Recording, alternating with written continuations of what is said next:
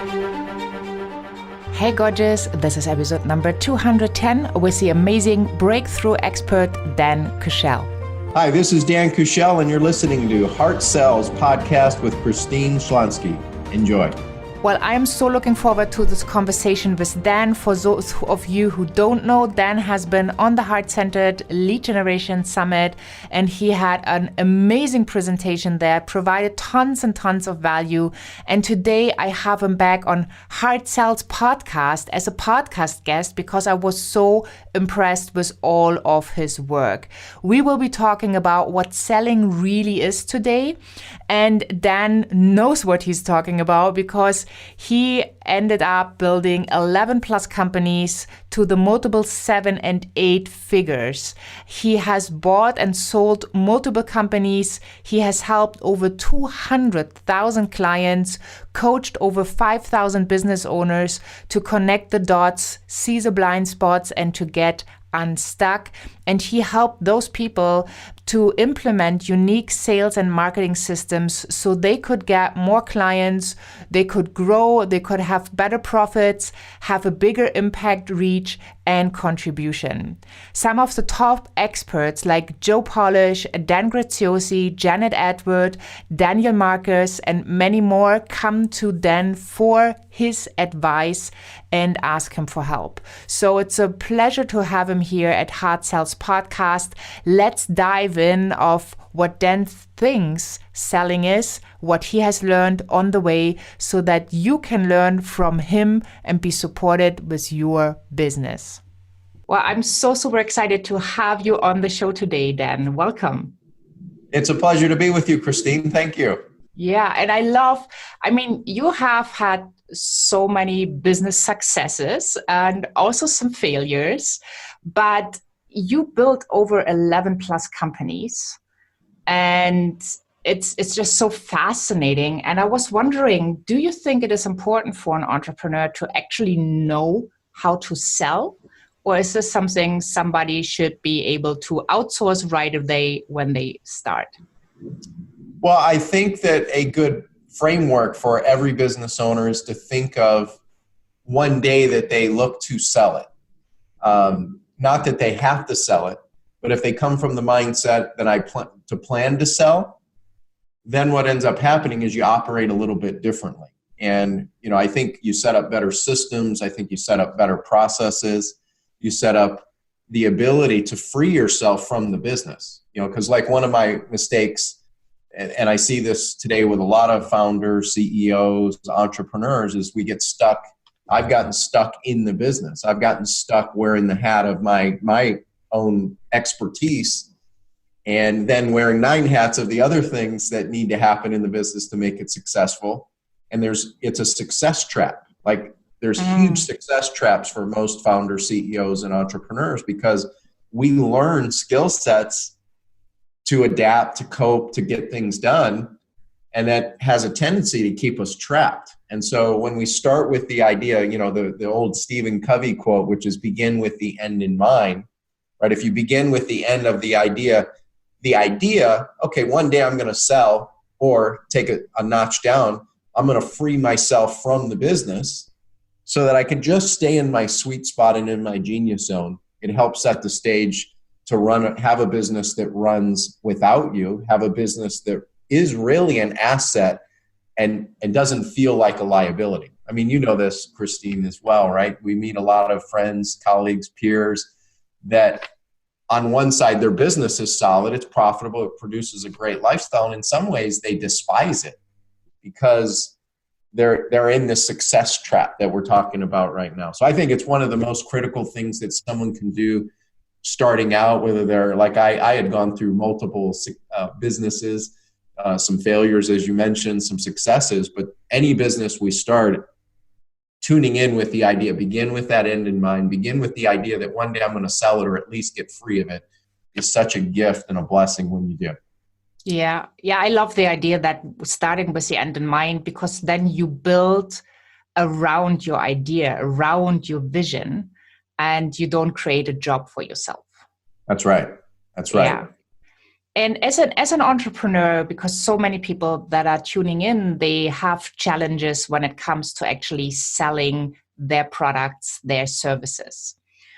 So do you think it's important for an entrepreneur to know how to sell, to kind of feel good with the sales game? Oh, I think, again, coming back to the mindset, it means everything. And, I think that, a lot of ways our typical education, traditional upbringings limit us in our ability to sell. For me, I'll just speak to me, the elephant in the room. As a kid, I was very self-conscious. I didn't have a lot of self-confidence other than one place, which was on the sports field or court or diamond, if you will. Like on sports, I felt high confidence, high achiever. But anywhere else, I felt very self-conscious. I was uncomfortable, these sorts of things. So I had to really unlearn, I think this is an Elon Musk quote, the unlearning can be more important than learning, right? So we have to unlearn some of these false beliefs. And it is a belief system sometimes. A lot of us were brought up with false beliefs around money, like money is the root of all evil. And then you could tie in things related to sales or business people, like they're greedy, right? All these kind of, again, false beliefs. So we have to unlearn those to then get into a sweet spot where we feel comfortable. And I love, I first learned this, from a few people. Some of my first coaches were Harvey McKay, Tom Hopkins, Zig Ziglar, Jay Abraham, and some others, but and Tony Robbins. And those were some of my core initial. But Jay Abraham, his psychology around selling all the way back 25 plus years ago really stuck with me. He says, when you have a product or service that you believe in, you have a moral obligation to get it into the end user, right? This is my interpretation, right? And that really stuck with me. Tom Hopkins had another version. He says, all selling is helping people. And like, if you think about it, as you're listening right now, you have a belief system that is what I offer helps people. Well, you're of course going to have a much easier time believing in it, having the conviction, having the passion to convey what it really can do for somebody, what it means for them, and you'll go to all ends to compel somebody that this is a solution to solve their problem, right?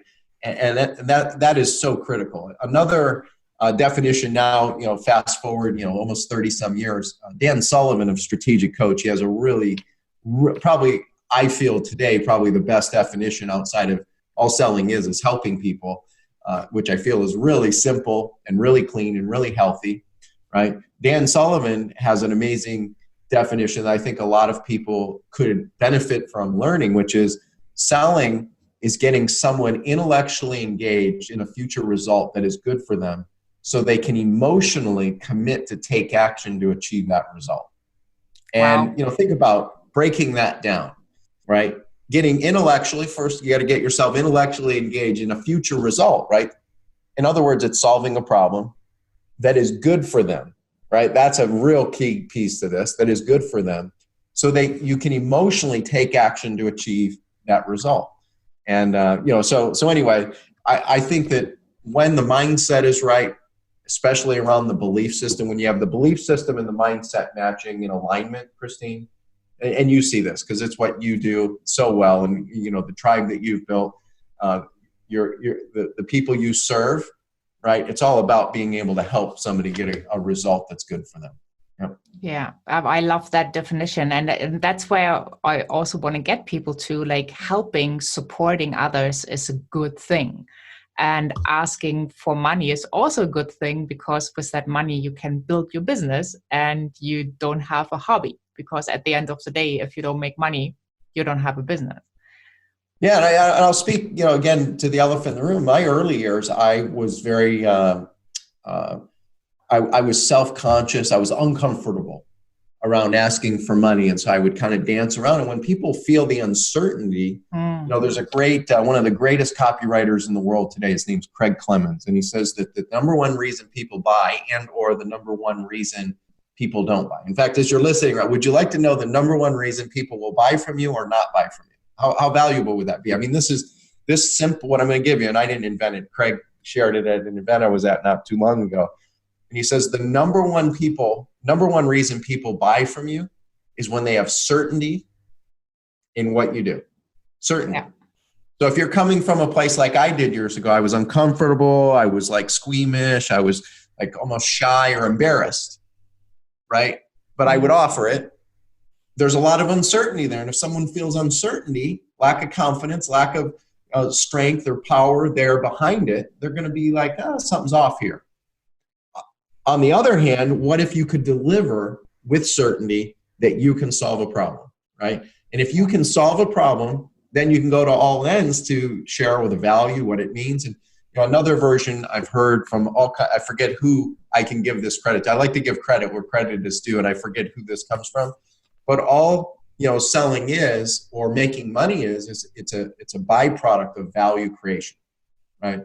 Value creation. So what is the value you provide to the market out there, right? What is the solution or the problem that you solve, right, with the value you have? And if you have the certainty behind that you deliver the very best in the world or one of the best in the world, it makes it easier to go to your clients or your potential clients and go, here's what I got, here's what it'll do for you, and here's what that's going to mean for you.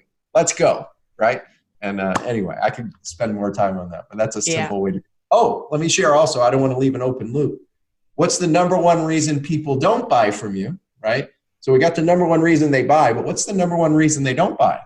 It's the opposite of that. It's uncertainty, right? So if you're delivering uncertainty in your message and your communication and your words, your languaging, linguistics, they're not going to buy from you, right? Has nothing to do with the product. It has nothing to do with the service, right? Gary Halbert is famous for a quote. He says, there's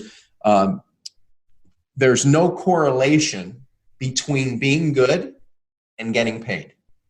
Think about that. Yes. How many great people do we all meet, Christine? You know this too, right? That have great ideas, they have great products, they have great services, but their ability to translate that into getting paid is low.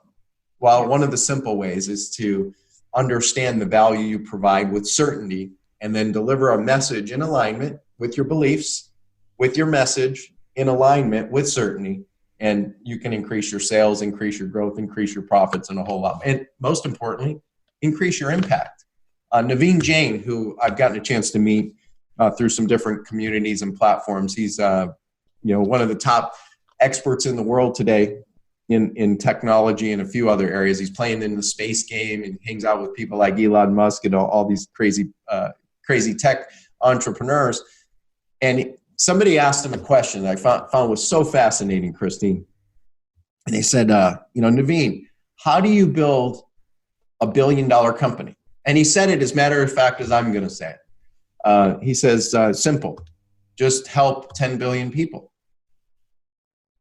And then said, well, how do you build a $100 million business? He said, well, help 1 billion people.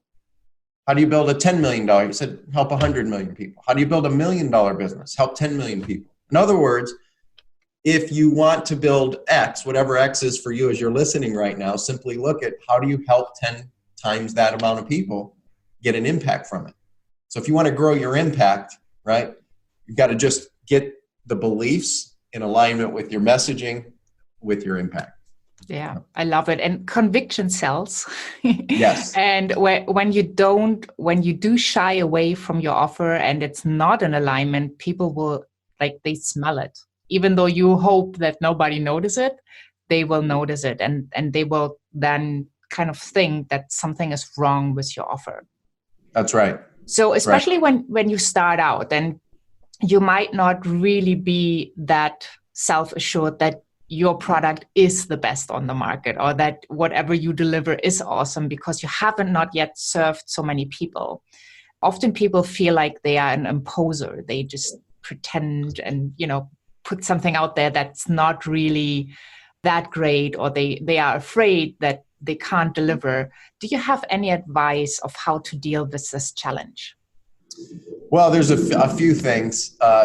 Number one is start by keeping it simple and go help a couple people get some results with your service or your product, right? And get that feedback. What do you like most? How did it impact you? What did it do for you? What does it mean for you? What will it give you? Like answering those questions and getting deep and having your clients answer those just gives you a lot of confidence. And it doesn't have to be like a money claim. In fact, the less money claim, because here's the reality as well, from my experience anyway, people don't believe us, right? There's an adage in business that says that people must like us and trust us to buy from us. And I actually think it's one of the biggest lies in the world. I think it's a big fault. I think it's people that go down this road, and I went down this road, and this is why I speak to it. It's a half truth, right? It's not a full truth. People must like us and trust us to buy from us. I don't believe that today. I did years ago, but I went down and I found myself falling in line. If you've ever felt, as you're listening right now, like you are inclined to be a people pleaser, right? And falling into that trap of being a people pleaser and then be disappointed in the outcome or disappointed I found myself on that side of the coin way too often. I was like, there's got to be a different way of looking at this. And what I found is, yes, liking is a value, right? Trust is more important. And trust and respect is far more important. See, the magic combination in being able to connect the dots or go through the blind spots, if you will, is to move beyond like and trust to trust and respect. See, if people trust us and respect us, they're more likely to buy from us. So if you go like I did for years chasing down, if they like me and trust me, then they'll buy from me. And then I found I didn't make a lot of sales. I was struggling. And then what I found is, okay, well, when you set up the game to win and you rig it to win, where you have trust and respect, right?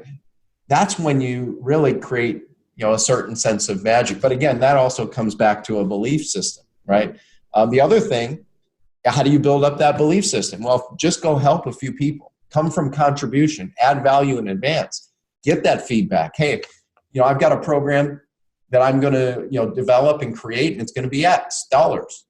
I'd like to help you in exchange for your feedback on it so I can make it even better, right? And then you essentially become a scientist to go, okay, here's what it is, and you get that validation. Here's what it does for you, get that validation. Here's what it means for you, get that validation and feedback. What does that do for you? What does it give you? You collect that data from, 3, 5, 10 people. Now, that's if you're starting brand new. Many of you that are listening and following Christine have been following her guidance and wisdom for years. Well, what if you went to your 5 to 10 best clients and you got into a conversation and asked them those questions because you've already gotten some results with them? What do you like most about it? What does it do for you? What does it give you? What does that mean to you, right? And you gather that feedback.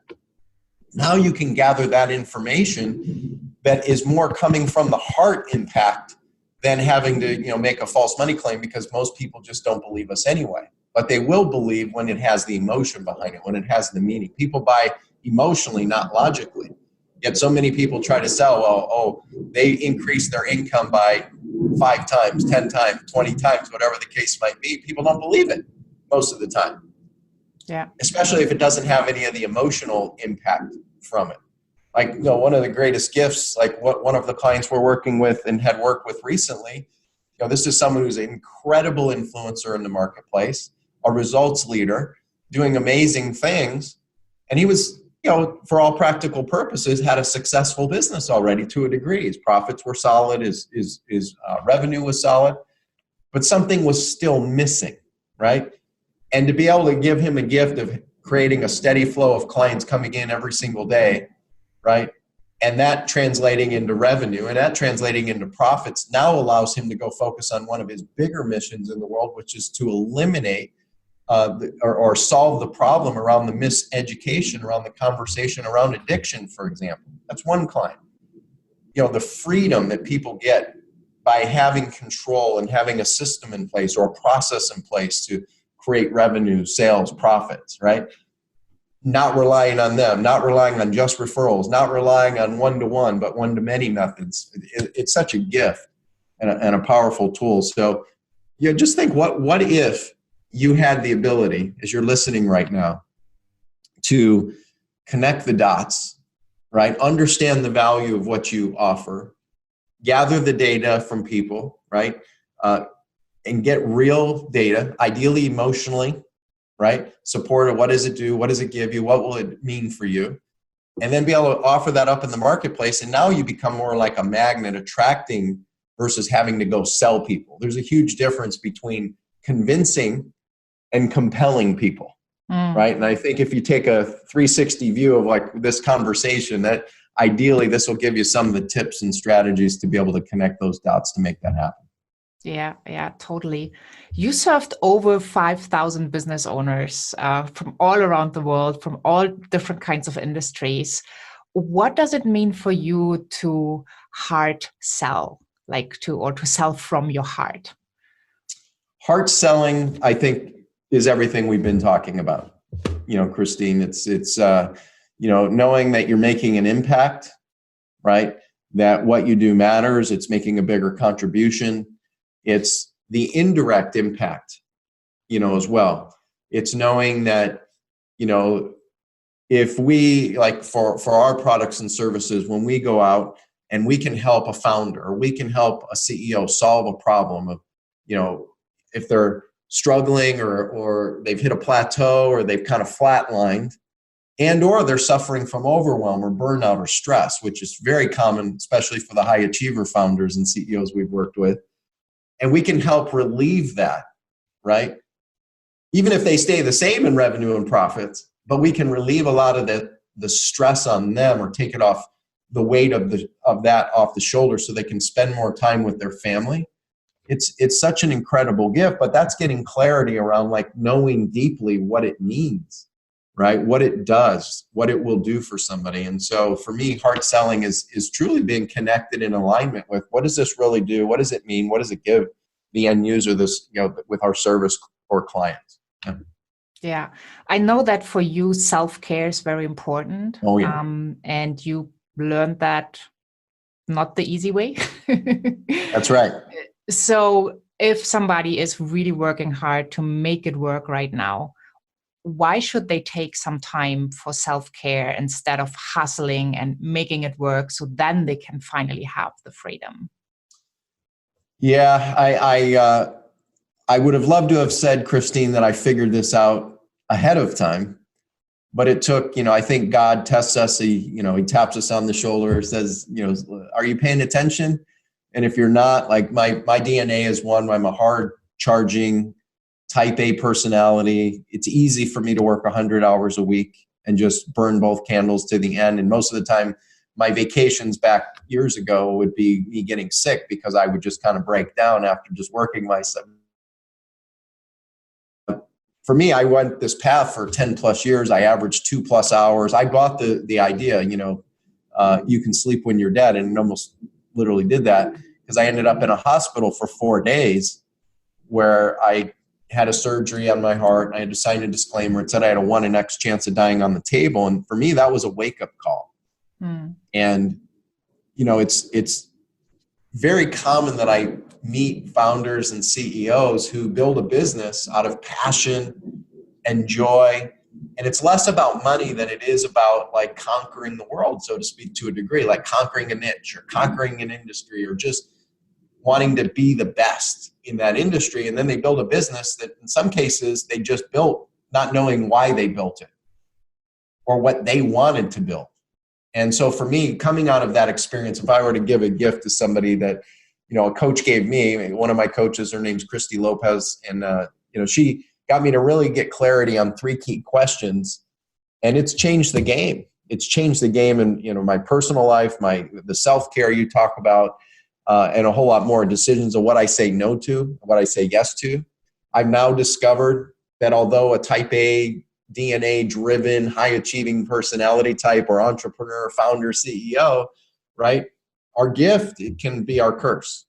And the not to-do list becomes far more important than a to-do list.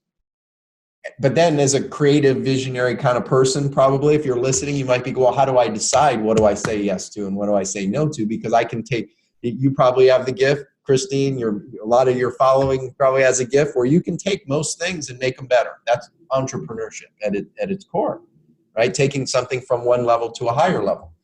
You have that gift if you're listening to Christine's program right now.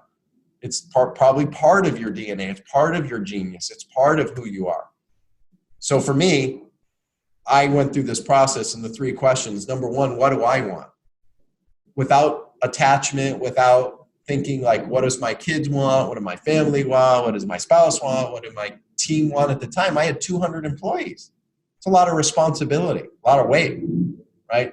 So you have to detach from that to go, what do you want? What do you really, really, really want? Not what society says, but what do you want?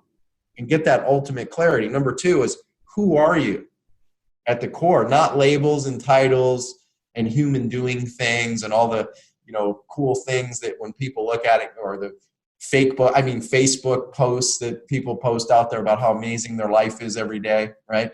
But who are you at the core as a human being, not human doing, but human being?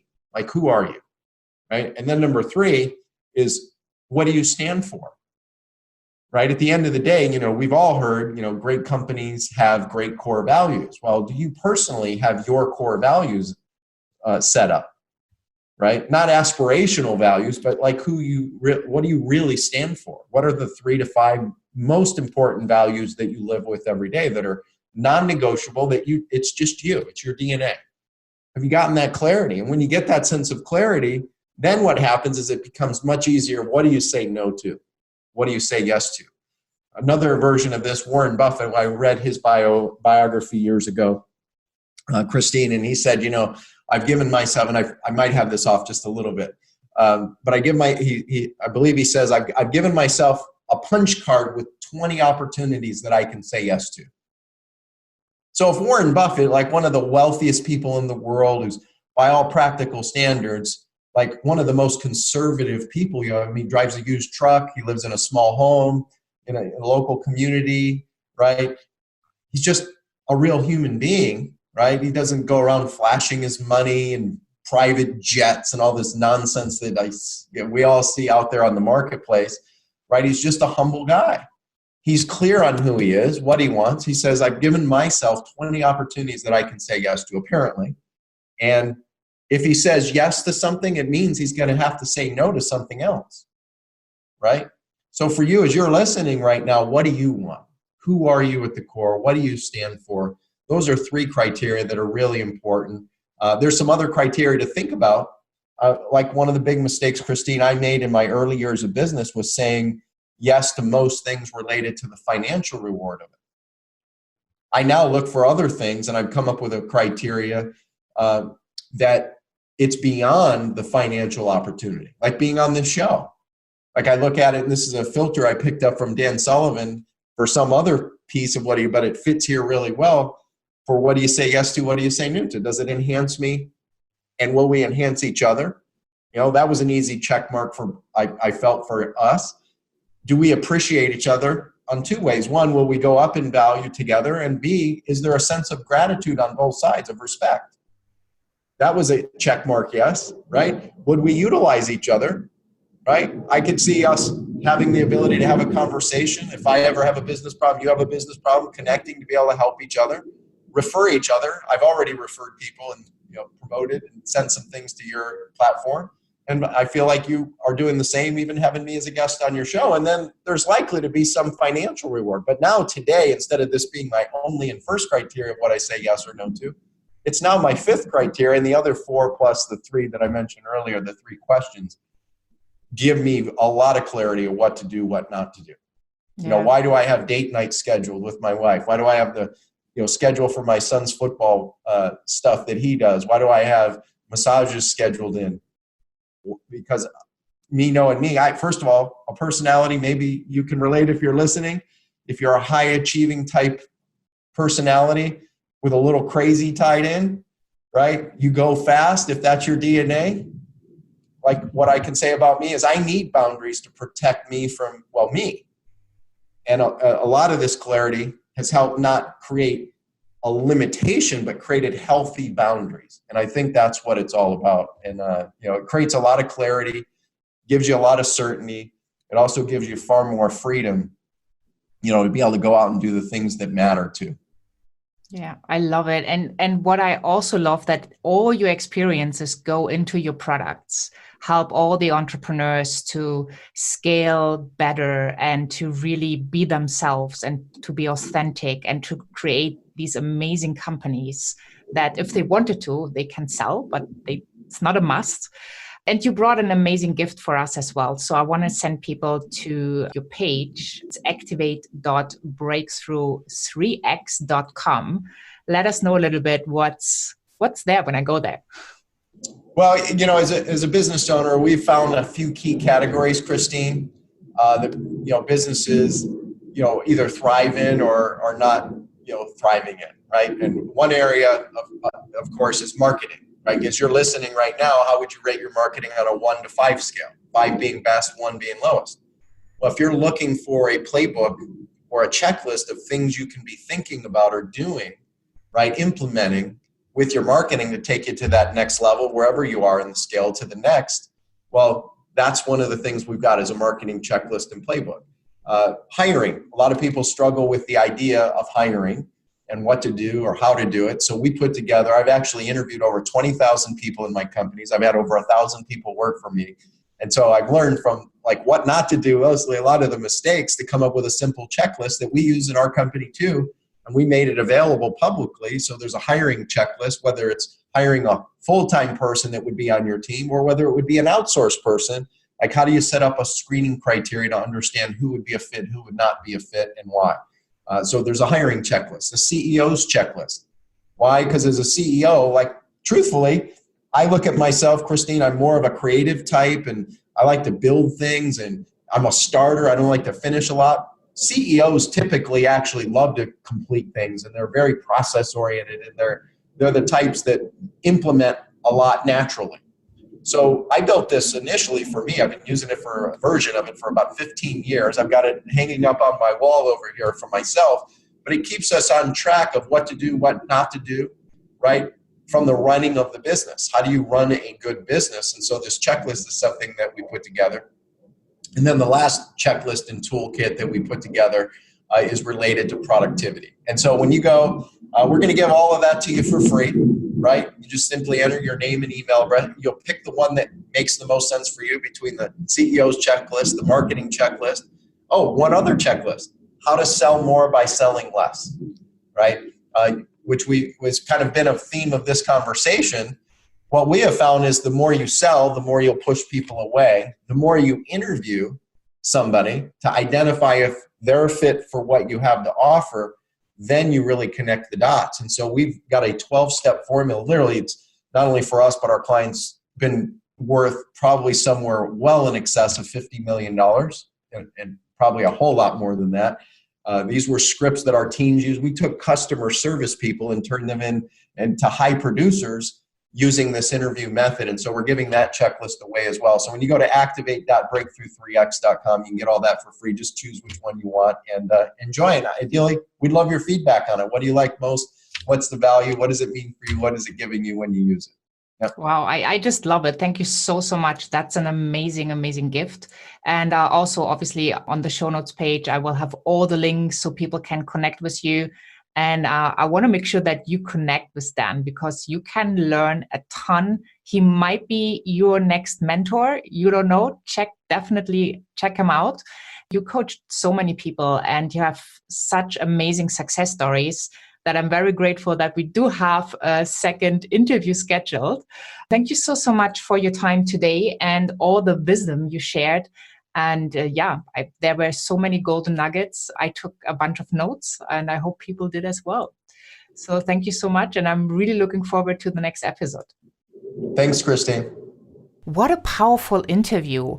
Wow. Just having the clarity that you really need to build an asset instead of building yourself a job, in having better strategies, in selling more, having more impact, growing your company more, having more profits at the end of the day so you have better choices when it comes in reinvesting into your business or in making your dreams come true is so super important. And Dan has learned the hard way. And he has also achieved so much success because he had those failures, because he got really clear so that today entrepreneurs, experts like Dan Graziosi, Janet Attwood, Daniel Marcus, Joe Polish. Really come and seek his advice. So hop on over to christineschlonski.com/podcast. Find the podcast episode with Dan. These are the episodes number 210 and 211 because we will have him back on the show.